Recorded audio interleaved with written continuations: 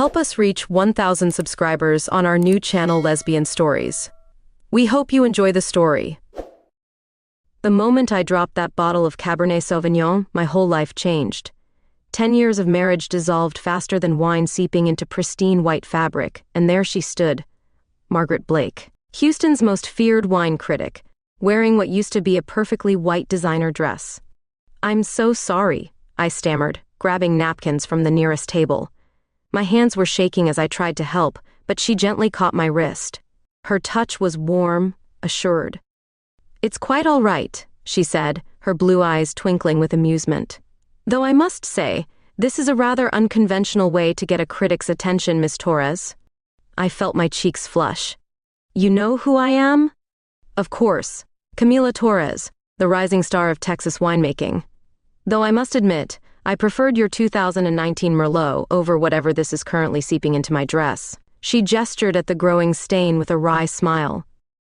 The wine tasting event at Houston's Grand Plaza continued around us, but I barely noticed. Something about her presence commanded all my attention. Maybe it was the way she carried herself, confident, elegant, unapologetically bold. Or perhaps it was how her blonde hair caught the chandelier light, creating a halo effect that made her look almost ethereal. "Let me make it up to you," I heard myself say. "I have a private collection at my distillery, some experimental blends I've been working on." "Trying to bribe a critic?" She raised an eyebrow. "That's rather bold." "No, I stopped, realizing she was teasing me. My phone buzzed. Another message from David, my soon-to-be ex-husband, probably about the divorce papers. I ignored it. "Margaret, call me Meg," she'd insisted, followed me to the ladies' room, where we did our best to salvage her dress. As I dabbed at the fabric, I couldn't help but notice her perfume notes of vanilla and jasmine, with an undertone of something I couldn't quite place. Our fingers brushed accidentally, and I felt that same strange flutter in my stomach that I'd been trying to ignore for months now. "You seem distracted," Meg observed, her voice softer now. "Everything okay?" I looked up, meeting her gaze in the mirror. "Just going through some changes," I admitted. "Ending my marriage, actually. Turns out making wine is the only relationship I'm good at."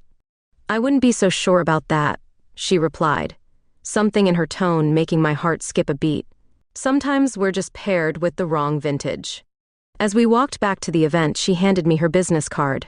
"About that private tasting, I'm free tomorrow evening." I watched her disappear into the crowd, her stained dress somehow making her look even more striking. My phone buzzed again. David, of course. But for the first time in months, I felt something other than anxiety when thinking about my future. Something that felt dangerously like hope.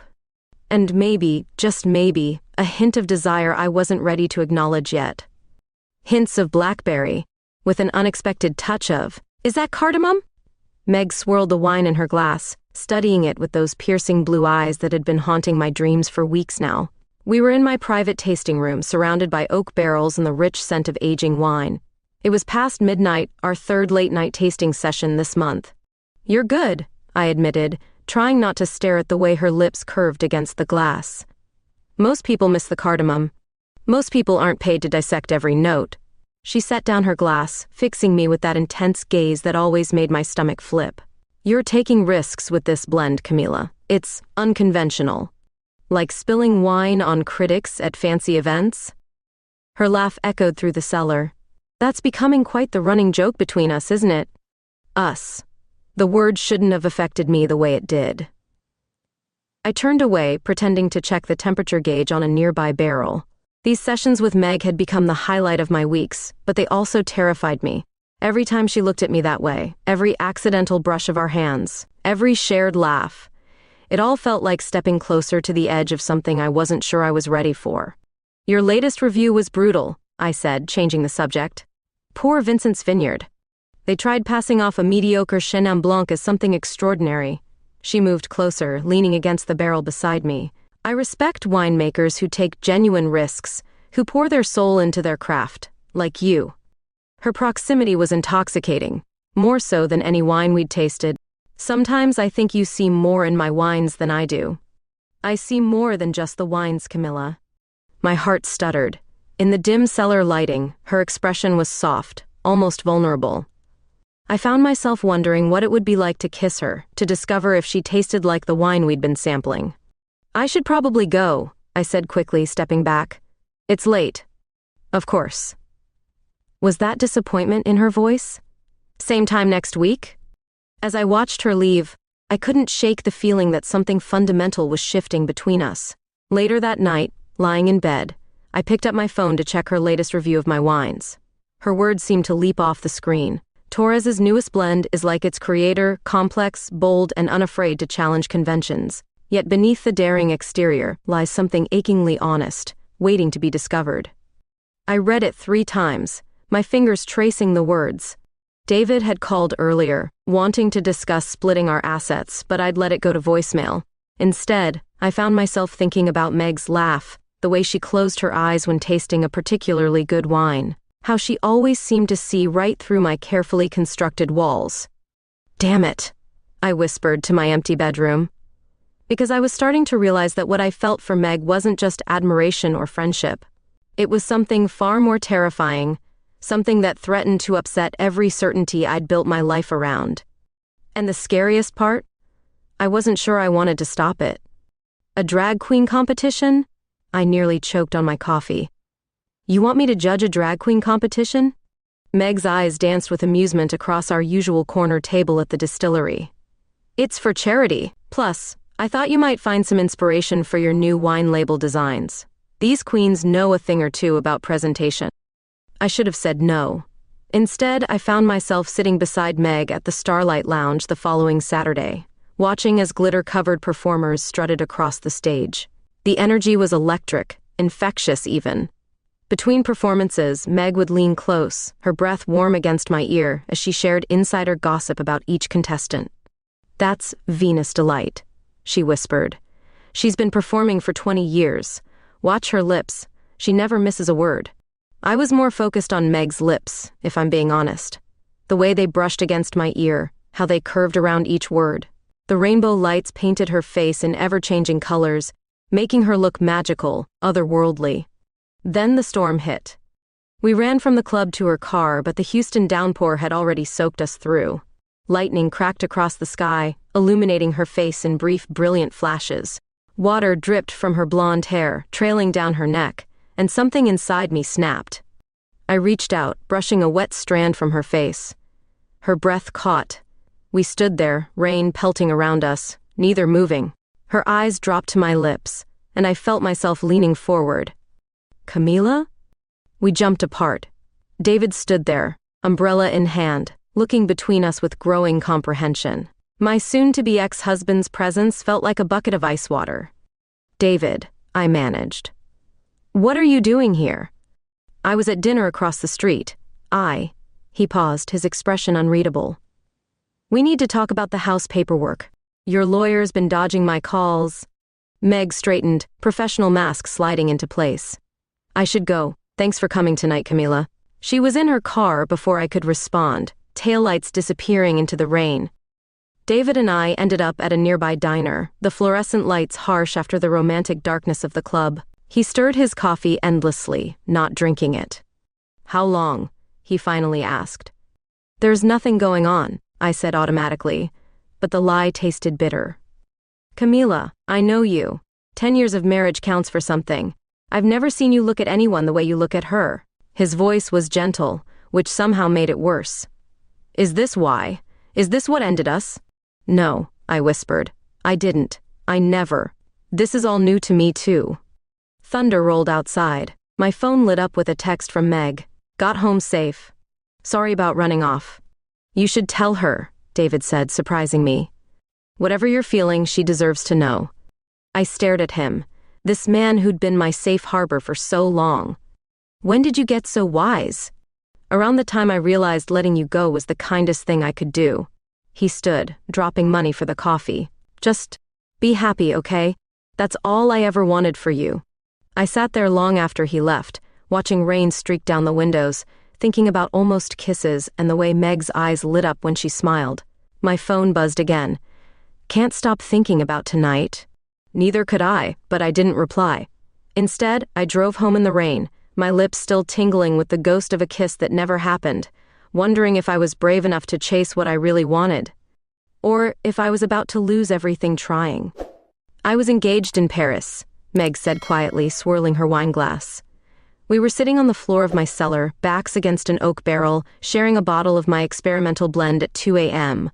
After the almost kiss in the rain and David's appearance, we'd been dancing around each other for weeks. What happened? I asked, watching her profile in the dim light. She was a vintner's daughter. Marine. Meg's voice carried a weight I'd never heard before. We met at a wine festival in Bordeaux. She showed me every hidden corner of the city, taught me about wine regions I'd never heard of. I thought we'd spend our lives together. But she wasn't out to her family. When her father arranged a marriage with a neighboring vintner's son, she chose tradition over love. Meg took a long sip. That's why I moved to Houston. Needed an ocean between us. The vulnerability in her voice made my heart ache. Without thinking, I reached for her hand. She intertwined our fingers, and the simple touch sent electricity through my body. Is that why you became a critic? I asked softly. Partly. I wanted to understand wine the way Marine did. Somewhere along the way, I fell in love with it myself. She turned to face me. Your wines remind me of hers sometimes. That same passion, that willingness to break rules. Is that a compliment or a warning? Both, maybe. Her thumb traced circles on my palm. I swore I'd never fall for another winemaker. The air between us grew thick with tension. I could hear my heart pounding in my ears. And now? Instead of answering, Meg leaned forward and kissed me. Her lips were soft, tasting of wine and possibility. For a moment, I froze, overwhelmed by sensation and emotion. Then I was kissing her back, my free hand tangling in her hair, years of suppressed desire pouring out in one desperate moment. When we finally broke apart, both breathless, she rested her forehead against mine. I've wanted to do that since the night you ruined my dress. I laughed shakily. I thought you were going to destroy my reputation over that. I considered it. She smiled against my lips. But then you looked at me with those gorgeous brown eyes and I was done for. The second kiss was slower, deeper, making my toes curl. We might have stayed there all night if my phone hadn't buzzed, my mother Elena calling for the third time that day. She wants me to come to Sunday dinner, I explained, pulling back reluctantly. She's worried about me being alone after David. Are you going to tell her? I touched my lips, still tingling from our kisses. I don't know how. She's already struggling with the divorce. This might break her heart. Hey, Meg cupped my face. We'll figure it out, together. Together, I repeated, the word both thrilling and terrifying. I should warn you, I'm not very good at this. Relationships, I mean. Good thing I'm an expert at critiquing things until they're perfect. Her teasing smile softened. But Camila? You're already pretty damn perfect to me. I kissed her again because I couldn't not kiss her. Because she tasted like courage and hope and everything I'd been too afraid to want. Because in that moment, in the quiet darkness of my wine cellar, I finally felt like I was exactly where I was supposed to be. Even if coming out to my traditional Mexican family might kill me. Even if falling for a wine critic who could make or break my career was professional suicide. Even if I was still learning how to be brave. Because some things, like the way Meg looked at me, like the feeling of her hand in mine, were worth being brave for. This blend needs something, Meg mused, standing behind me in the distillery. Her arms were wrapped around my waist, chin resting on my shoulder as I measured ingredients. Something unexpected. Like cardamom? I teased, leaning back into her embrace. Like lavender. She reached past me, grabbing a small vial from my experimental shelf. Trust me. I did trust her, more than I'd ever expected to. Over the past weeks, we'd fallen into a comfortable rhythm, late nights experimenting with wine blends, stolen kisses between tastings, quiet mornings sharing coffee before the world intruded. The Houston wine competition was approaching, and we'd been working on a special blend. Something that could put my distillery on the map. Something that could prove I was more than just David Torres's ex-wife playing at being a vintner. You know you'll have to recuse yourself from judging my wines now, I said, adding 3 drops of lavender essence. Already done. She kissed my neck. Victoria's handling all Torres vintages reviews. Victoria Chen, Meg's rival critic, known for her ruthless palate and even more ruthless reviews. The thought made me nervous, But Meg's confidence was infectious. The competition arrived faster than expected. I stood in the grand ballroom of the Four Seasons Houston, watching judges sample my wines. Meg squeezed my hand under the table, our secret signal of support. Then Victoria approached our table, her red lips curved in a knowing smile. Interesting choice bringing your Critic as your +1, Camila. My stomach dropped. She knew. The wine speaks for itself, Victoria, Meg said coolly. Oh, I'm sure it does. Victoria's eyes glinted. Just like those late-night tastings at your distillery speak for themselves. The room suddenly felt too small. Around us, other vintners and critics were starting to pay attention. I saw phones being pulled out, whispers spreading like wildfire. Is it true? Someone called out. Is Torres Vintages buying reviews with sexual favors? The accusation hit like a physical blow. Meg stood up, fury radiating from every pore. How dare you? Meg, don't. I grabbed her arm. Making a scene would only make things worse. But the damage was done. Social media exploded within hours. My phone wouldn't stop buzzing, texts from David, missed calls from my mother, news outlets requesting comments. The headlines were brutal. Wine World Scandal, Critic and Vintner's Secret Affair, and Torres Vintages, Success Through Seduction? Back at the distillery, I paced my office while Meg made calls, trying to contain the damage. My reputation's ruined, I said, running hands through my hair. No one will take my wines seriously now. Hey, Meg caught my hands, stilling them. Your wines are extraordinary. Anyone who thinks different can go to hell. Easy for you to say. You're established. You're just the most talented winemaker I've ever met. She kissed my palms. And I'm not letting anyone take that from you. My phone rang again, Elena. This time the screen showed a text. Is it true? Are you with a woman? I showed Meg the message, hands shaking. I can't lose my family and my career in one day. You haven't lost anything yet. Her voice was fierce. We'll fight this, together. I looked at her then. Really looked at her. Meg Blake, who'd walked away from love once before but was standing here now, ready to weather this storm with me. Who believed in my wines, in me, more than I believed in myself. Together, I agreed, pulling her close. We stood there, holding each other in my office, while outside the world buzzed with scandal and speculation. The lavender-infused wine we'd created sat unopened on my desk, a symbol of what we'd built together, what we stood to lose, and what we'd fight like hell to keep. Because some vintages are worth the risk, even when the whole world thinks you've made a terrible mistake. Even when love tastes like scandal and smells like lavender. Mija, what were you thinking? My mother's voice cracked with emotion.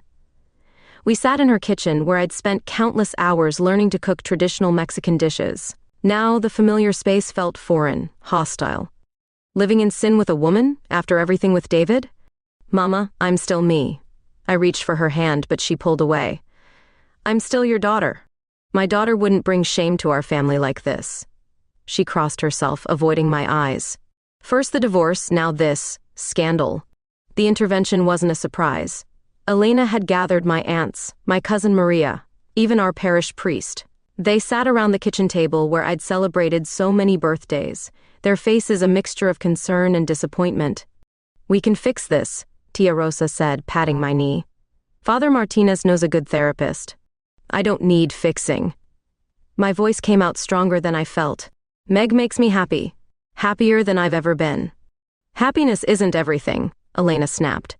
What about respect, your business, your soul? My phone buzzed, a text from Meg. Got the offer from Napa Valley Wine Review. They want me to start next month. My heart stopped. We'd fought about this last night. A prestigious position in California far from the Houston scandal. A fresh start for her career. She'd said she wouldn't take it without me, but I'd seen the longing in her eyes when she talked about it. Camila, Father Martinez leaned forward. Sometimes the devil tempts us with what feels like happiness. I stood up suddenly, my chair scraping against the tile floor. The devil didn't make me fall in love with Meg. And God didn't make me gay to punish you, Mama. It's just who I am. Then who are you? Elena's eyes finally met mine, glistening with tears. Because I don't recognize my daughter anymore. I'm a winemaker who creates beautiful things. I'm a woman who's finally being honest with herself. And yes, I'm someone who loves another woman. My voice shook, but I kept going. If you can't accept that, then maybe you never really knew me at all. I walked out of that kitchen, ignoring the calls behind me. In my car, I finally let the tears fall. Another text from Meg lit up my phone. Whatever you decide, I'm here. But was she? Could I ask her to stay in Houston, where our relationship had become tabloid fodder? Where my wines were being pulled from restaurant lists because of controversy? Where my own family couldn't look me in the eye? I drove to our spot, the back patio of the distillery, overlooking the small vineyard I'd planted when I first bought the place. The sun was setting, painting the sky in shades of pink and gold. My phone rang again. Meg. I can't take the job, she said before I could speak. Not without you. You should take it. The words hurt coming out. Your career. Screw my career. I love you, Camila Torres. I'm not running away again, not like I did in Paris. I closed my eyes, remembering our first kiss in the wine cellar, the way she believed in my wines, in me, even when I didn't believe in myself. Come to the distillery? She arrived 20 minutes later, looking gorgeous even with red-rimmed eyes. Without a word, she pulled me into her arms. My family, I whispered against her shoulder. Will come around or won't, but you'll still have me. She pulled back to look at me. Unless, do you want me to take the job? Make this easier for you? I kissed her in answer, pouring everything I couldn't say into it. Because some choices aren't really choices at all. Because sometimes love means standing your ground, even when the ground feels like it's crumbling beneath your feet. Stay, I whispered against her lips. Stay and help me fight. She smiled, that brilliant smile that had first captured my heart. Always. Above us, the first stars appeared in the Texas sky, witnesses to a promise made between two women who'd found each other against all odds, who chose love over fear, truth over acceptance, who chose each other again and again. Your parents named their wine Torres Legacy for a reason, I told the gathered reporters, my voice steady despite my racing heart. It was meant to be passed down, cherished, improved upon with each generation. And that's exactly what I'm doing, making it better, making it mine. The press conference was Meg's idea. Control the narrative, she'd said. Show them who you really are. So here I stood, in front of my distillery, facing a sea of cameras and microphones. Meg sat in the front row, her presence giving me strength. Behind her, surprisingly, sat David. Yes, I'm gay. Yes, I'm in love with Margaret Blake. No, she has never compromised her professional integrity for me or anyone else. I took a deep breath. My wines speak for themselves. Try them, judge them. But judge them on their merit, not on who I love. As if on cue, servers appeared with glasses of my latest blend, the one Meg and I had created together, with that hint of lavender that changed everything. This is Truth Uncorked, I announced. Because sometimes the truth, like a fine wine, needs time to breathe. The response was immediate. Critics raised their glasses, sipped, and I watched their expressions change from skepticism to surprise to appreciation. Victoria Chen, in particular, looked stunned. This is extraordinary, she admitted reluctantly. The lavender. It shouldn't work, but it does. Like us, Meg whispered, just loud enough for me to hear. Later that evening, as we celebrated in the cellar where we first kissed, my phone rang. Elena's number flashed on the screen. My hand trembled as I answered. I saw you on TV, she said softly. You looked strong, like your father. Mama. I don't understand everything, she continued, but I understand courage when I see it. And love, she paused. Bring her to Sunday dinner? Tears rolled down my cheeks as I agreed. When I told Meg she kissed me with such tenderness it made my heart ache. I have something else to celebrate, she said, pulling out an envelope. The International Wine Challenge results. My hands shook as I opened it. Truth Uncorked had won gold. Not just any gold, the highest score of the competition. They're calling it revolutionary, Meg said, her eyes shining. A perfect blend of tradition and innovation. Like us, I echoed her earlier words. She led me to the barrel where we first kissed, where everything changed. The cellar was lit with dozens of candles casting a warm glow over the space. I love you, she said simply. Every part of you. The winemaker, the daughter, the woman who spilled red wine on my favorite dress and changed my life. What happened next was private, intimate, a celebration of love and acceptance, of truth finally uncorked. One perfect moment in a string of moments that would become our story. Later, lying in my bed, Meg traced patterns on my skin. Your mother's really okay with this? She's trying. I turned to face her. It's more than I hoped for. And the business? Orders have tripled since the press conference. Turns out, people love a good love story with their wine. She laughed, pulling me closer. Who knew scandal could be so profitable? Speaking of profit, I sat up suddenly remembering. David called. He's signing over his share of the distillery to me. Says it was always more mine than his anyway. Smart man. He also said we should name our next blend Scandal. Meg's laugh echoed through the room. I love it, but first. She kissed me softly. Let's enjoy this vintage. Outside, Houston hummed with life. Inside, we had created our own world, where love tasted like lavender-infused wine and truth set us free.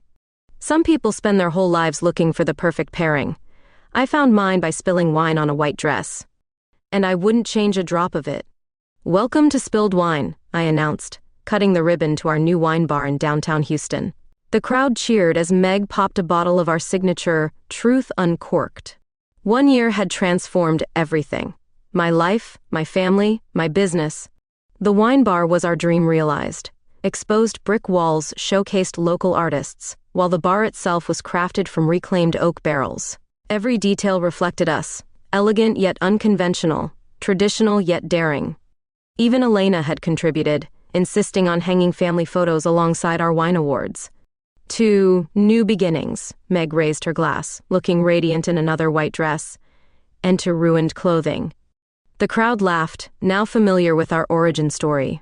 Victoria Chen, who'd become an unlikely ally, clinked glasses with us. Who knew scandal could age so well? I watched Meg work the room, charming investors and critics alike. She'd resigned from formal wine criticism, focusing instead on education and advocacy. Our weekly wine tasting classes were already booked months in advance. Your father would be proud, Elena said, appearing beside me. She'd brought empanadas, a peace offering that had become a tradition. He always said wine was about bringing people together. Even when those people surprise you? She squeezed my hand. Especially then, mija. As the evening wound down, Meg led me to the cellar, a replica of the one where we first kissed. Candles flickered everywhere, casting dancing shadows on the walls. But something was different. On each barrel, she'd placed a photo. Our first wine competition together, the press conference, Sunday dinners with my family, quiet moments in the vineyard. What's all this? Our story, she said softly. Every vintage has one. She guided me to the center barrel, the one we'd saved from my old distillery, the one where we'd shared our first kiss. On it sat a single wine glass filled with a deep red liquid I didn't recognize. A new blend? Taste it. I lifted the glass, noting the familiar notes of our signature wines, but with something new, something that made my heart skip. As I tilted the glass, something caught the light, a ring, resting at the bottom. Meg. I had this whole speech prepared, she said, taking the glass from my trembling hands, about how some wines take time to reach their perfect moment, how the best blends are often unexpected. She got down on one knee, holding up the ring. But really, it comes down to this. I love you, Camila Torres. Marry me? Tears blurred my vision. You realize this means you'll never be able to give my wines an unbiased review again? Darling, I haven't been unbiased since you ruined my dress. Yes, I whispered, pulling her up into a kiss. Yes to all of it. The engagement party lasted well into the night. David brought his new girlfriend. Elena taught Meg traditional Mexican dances. And Victoria actually smiled twice. The wine flowed freely, each bottle telling part of our story. Later, as we slow danced among the barrels, Meg whispered, I have a confession. That night at the wine event. I saw you coming with that Cabernet. I could have moved. I pulled back, staring at her. You mean, sometimes the best things in life start with a little mess, she grinned. Besides, it was worth ruining a dress to find my perfect pairing. I kissed her there, among the barrels and memories, tasting wine and joy and future on her lips. Because love, like wine, doesn't always come in the package you expect. Sometimes it spills all over your carefully planned life. staining everything it touches, making it more beautiful in the process. And sometimes, if you're very lucky, it tastes like coming home. By the way, she murmured against my lips, I already ordered a white dress for the wedding. Don't worry, I laughed. I'll be more careful this time. But we both knew that wasn't true. After all, the best stories start with a little spilled wine.